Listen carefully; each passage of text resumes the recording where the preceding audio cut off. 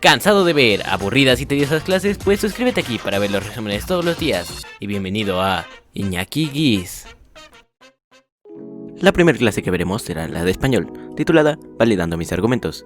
El aprendizaje esperado es: expresa de manera clara sus argumentos y los sustenta en información analizada al debatir sobre un tema. El énfasis es revisar ejemplos y citas como formas de validar los argumentos. Nuestro resumen dice así: el poder transmitir las ideas es fundamental. La libertad de expresión es un derecho con el que todos cuentan. Sin embargo, también debes sustentar tus opiniones o conocimientos, ya que eso ayudará a que los otros comprendan lo que quieres compartir. Ahondarás en cómo exponer las opiniones, validándolas, haciendo empleo de información verídica y previamente investigada. ¿Sabes qué es un panel de discusión? Un panel de discusión es un lugar en el que se reúnen todas las personas para debatir sobre un tema. Específicamente es un foro público en el que se reúnen especialistas para tratar un tema determinado y, en efecto, debatir sobre alguna cuestión de gran importancia para una comunidad interesada. Estos debates suelen realizarse con público presente. La función principal de los paneles de discusión es ofrecer información de valor relacionada con un tema y de interés para la comunidad. Esto ocurre sobre todo cuando se trata algún tema polémico, que se presente interpretaciones diferentes, y esto pasa también en la vida cotidiana. Es importante saber escuchar y conocer lo que otros opinan o piensan, pues de esta manera enriqueces tu conocimiento y amplías tus perspectivas. Pero también es bueno compartir y defender lo que tienes en la cabeza. Ahora que ya tienes una definición sobre panel de discusión y sus características, ¿qué tipo de herramientas puedes utilizar al momento de argumentar? En primer lugar, es fundamental que cuando te encuentras debatiendo estés seguro de comprender el tema del que se habla, es decir, conocer sus partes y sus implicaciones, no simplemente quedarte con impresiones personales. Por ejemplo, cuando se habla de la escasez de agua, no basta con decir que el agua se está acabando, sino que es necesario conocer estudios o artículos de divulgación científica que respalden tu opinión. Además, debes de procurar tener la habilidad de decir con tus propias palabras esa información, de modo que dejes clara cuál es tu posición u opinión al respecto. Recuerda que en un debate, tu misión es que tus palabras te respalden, y tener una mente abierta también es importante, ya que puede ser que, a lo largo de la discusión, te des cuenta de que la otra persona también está en lo cierto o te haga notar algo de lo que no te habías percatado. Ante todo, tiene que estar presente el respeto. El hecho de que otras personas piensen diferente a ti no las hace mejores ni peores. Gran parte de la misión de los debates es llegar a un consenso o punto medio del asunto en cuestión. El reto de hoy es el siguiente: selecciona un tema de tu interés y escribe un argumento válido. Busca evidencias que lo respalden. Posteriormente, léelo. Subraya las ideas que consideres débiles y que sean factibles de rebatir. A estas, susténtalas con citas textuales de autores reconocidos o que tu experiencia las avale. Proseguiremos con la clase de matemáticas, titulada Probabilidad, significado de los valores 1. El aprendizaje esperado es: resuelve problemas que implican calcular la probabilidad de eventos complementarios mutuamente excluyentes e independientes. El énfasis es analizar el significado de los valores al obtener una probabilidad. Nuestro resumen dice así: la idea de probabilidad se encuentra con frecuencia en situaciones de la vida cotidiana, pero no siempre estás consciente de ello. Algunos ejemplos los puedes ver en el pronóstico del clima, donde escuchas si lloverá y también donde indican qué tan probable es que esto suceda. Otros ejemplos pueden ser al considerar las posibilidades de iniciar un nuevo negocio, a practicar juegos de azar, pero también cuando calculas el tiempo que puedes ocupar en llegar a un lugar, estás aplicando una medida de probabilidad.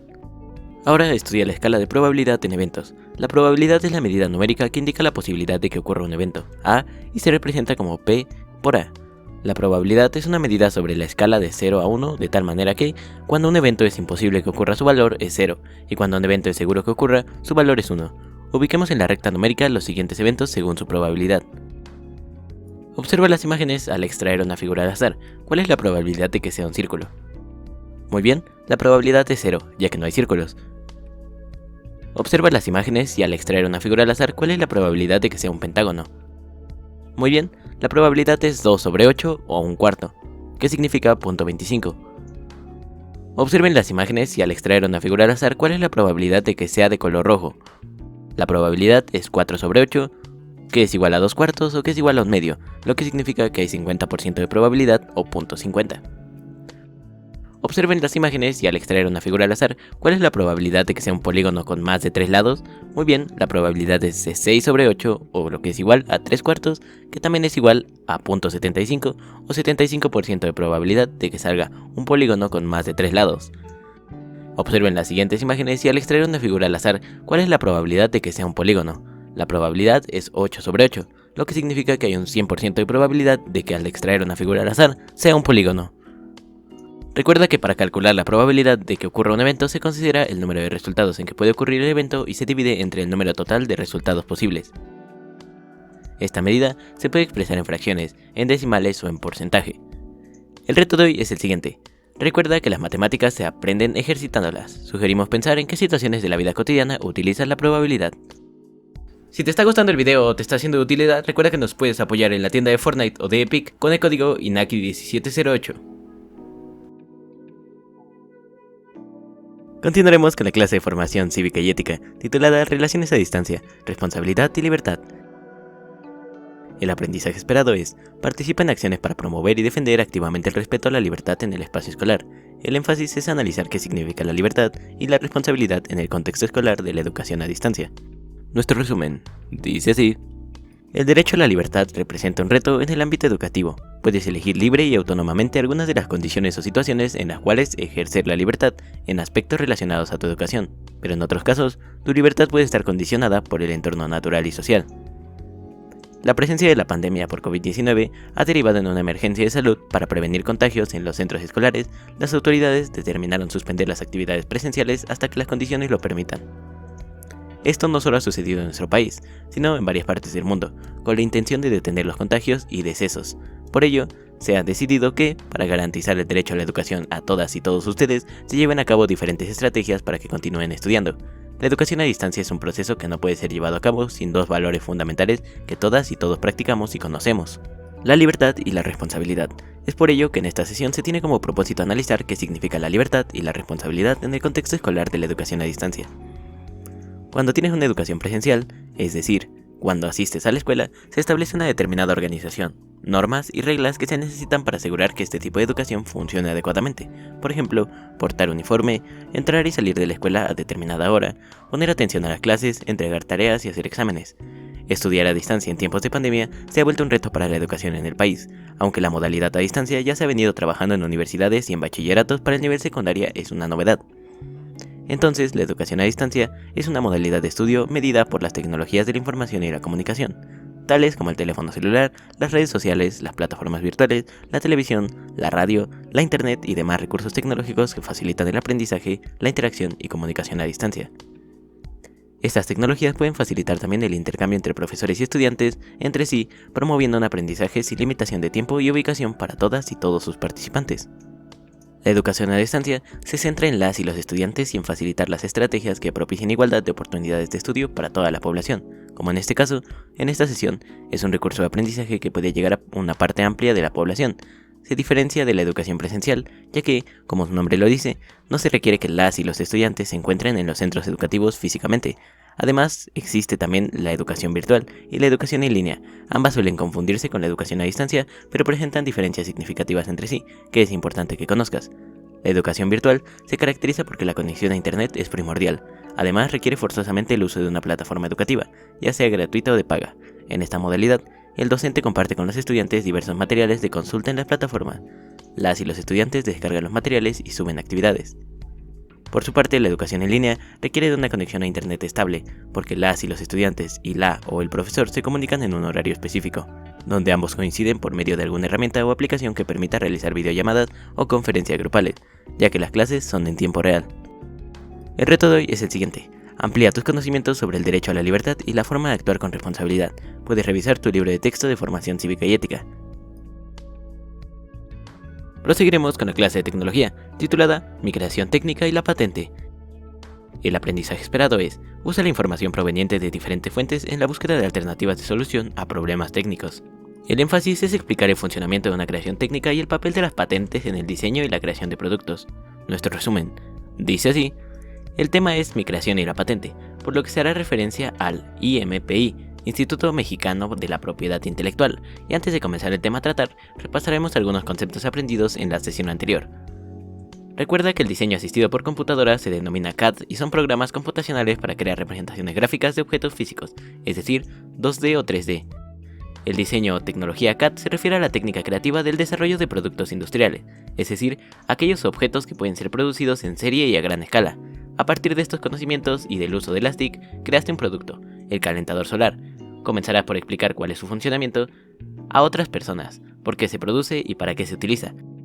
Además hablarás de la importancia de las patentes en el diseño y creación de los productos, haciendo referencia al Instituto Mexicano de la Propiedad Intelectual de nuestro país, que se le conoce como INPI. Por proceso productivo se entiende el conjunto o combinación de factores tales como medios técnicos, personas que ofrecen mano de obra, procesos e insumos que van a utilizar la empresa para producir bienes o prestar servicios. Otro de los conceptos es que los procesos productivos industriales son la secuencia de actividades requeridas para elaborar un producto. Existen varias vías para producir un producto, ya sea un bien material o un servicio. Los procesos están orientados a optimizar los objetivos de producción, costos, calidad, confiabilidad y flexibilidad. Para analizar este concepto es necesario que sepas que todos los productos o servicios tienen un manual de funcionamiento o de uso. En realidad, es muy poco frecuente que se lea un manual, pero lo primero que debes hacer es leerlo, ya que este documento viene acompañado de todas las descripciones de cómo se usa, cuáles son sus características físicas, de funcionamiento y además cómo usarlo con sus medidas de seguridad. Es indispensable seguir las instrucciones para hacer válida su garantía. Los manuales de uso son muy importantes, ya que ahora todo es muy complejo y se necesita información del fabricante para operar o hacer funcionar el aparato, y aprovechar todas sus funciones. Uno de los beneficios de leer los manuales es que permite usar el equipo o servicio en todas las funciones que éste tiene, ya que muchas veces solo utilizas un producto en lo básico y no en todas las funciones y aplicaciones que tiene el mismo producto. El reto de hoy es el siguiente. Te sugerimos realizar las siguientes actividades. Revisa un manual de usuario y observa la información que contiene. Investiga más ampliamente las funciones del INPI y la importancia que tiene patentar una idea o innovación. Y finiquitaremos el día de hoy con la clase de historia, titulada Las reformas borbónicas en España. El aprendizaje esperado es: explica las causas y consecuencias de las reformas borbónicas. El énfasis es explicar el debilitamiento militar de España en Europa y las reformas que impulsó la llegada de la monarquía borbónica. Nuestro resumen dice así: como recordarás por sesiones pasadas, en Nueva España la riqueza se concentró en pocas manos, sobre todo en corporaciones comerciales, eclesiásticas y mineras. Esto cambiaría con la llegada de la dinastía Borbón, de origen francés, a la corona española en el siglo XVIII. Los Borbones iniciaron en España una serie de reformas políticas y económicas que con el tiempo también implementarían en sus colonias americanas. A finales del siglo XVII e inicios del siglo XVIII, España vivió un periodo caótico. Su rey Carlos II no contaba con descendencia, y tras su muerte las familias reales europeas iniciaron una disputa militar para hacerse de la corona española. Observa la siguiente línea del tiempo de los reyes españoles durante el periodo colonial. Puedes observar que la época colonial abarcó de los años 1521, desde la caída de Tenochtitlan, a 1821, hasta la consumación de la independencia, es decir, 300 años de dominio español. La familia real que dirigió España de 1521 a 1700 fueron los Austrías o Habsburgo. Esta dinastía la conformaron 5 reyes: Carlos I, Felipe II, Felipe III, Felipe IV y Carlos II. Este último no procreó hijos, y a su deceso se suscitó la llamada Guerra de Sucesión, que concluyó con la llegada al trono del primer monarca español de la familia Borbón, proveniente de Francia. Los reyes borbones que dirigieron España de 1700 a 1821 también fueron 5: Felipe V, primer rey Borbón, Fernando VI, Carlos III, Carlos IV y Fernando VII. Como puedes darte cuenta, en total fueron 10 los monarcas que tuvieron la corona española durante los siglos XVI, XVII, XVIII y principios del siglo XIX, y esos reyes pertenecieron a 2 dinastías o casas reales, los Austrias y los Borbones. Por otro lado, ten presente que a inicios del siglo XVIII el contexto ideológico de las monarquías europeas, incluida la española, discurrían entre el absolutismo monárquico, el liberalismo económico y la Ilustración. Así España inició el siglo XVIII con una nueva familia real proveniente de Francia. Cabe mencionar que esa centuria es conocida como el siglo de las luces, debido a que ese periodo el uso de la razón fue esencial para reflexionar intensamente acerca del ser humano y de la mejor forma de organizar tanto la vida privada como la vida pública.